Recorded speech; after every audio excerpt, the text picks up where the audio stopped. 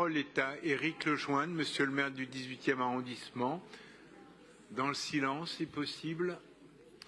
Merci, monsieur le maire, chers collègues. Dans quelques mois, ouvrira à la porte de la Chapelle une des briques essentielles de la transformation radicale que nous avons engagée avec la maire de Paris, Anne Hidalgo, de ce quartier de la porte de la Chapelle qui en avait ô combien besoin.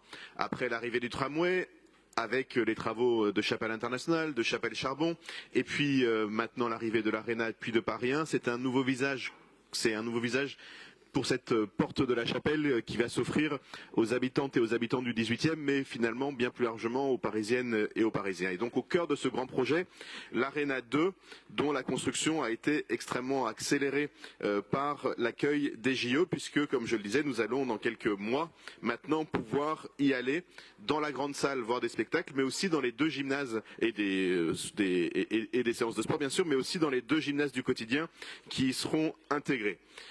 Le parvis de l'Arena s'appellera Alice Mia. Il fallait trouver un nom pour chacun des deux gymnases du quotidien qui seront ouverts à l'intérieur de cette Arena.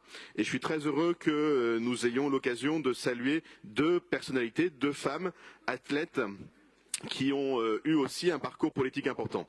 On parle donc d'Aimée Lallemand, une athlète française originaire de Reims qui a participé d'ailleurs aux côtés d'Alice Mia à l'organisation des JO féminins de 1922 où elle remporta la médaille d'or en 110 mètres et en javelot.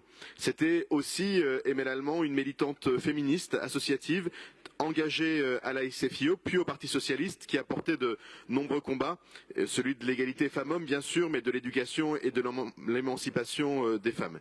Elle a aussi, pendant la Seconde Guerre mondiale, aidé plusieurs familles à se cacher et a été reconnue comme juste parmi les nations par Yad Vashem. Nous offrirons donc son nom à un équipement sportif important du 18e. La prochaine délibération, la DJS 39, je me propose d'en dire un mot tout de suite, nous permettra de donner le nom d'Alice Kochman, une athlète américaine originaire de Géorgie, enfin de l'État de Géorgie aux États-Unis bien sûr, qui a été la première afro-américaine détentrice d'un titre olympique, qui a été donc médaillée d'or en saut en hauteur au JO de Londres en 48 et qui a également été une des porteuses de la flamme olympique aux Jeux d'Atlanta en 96.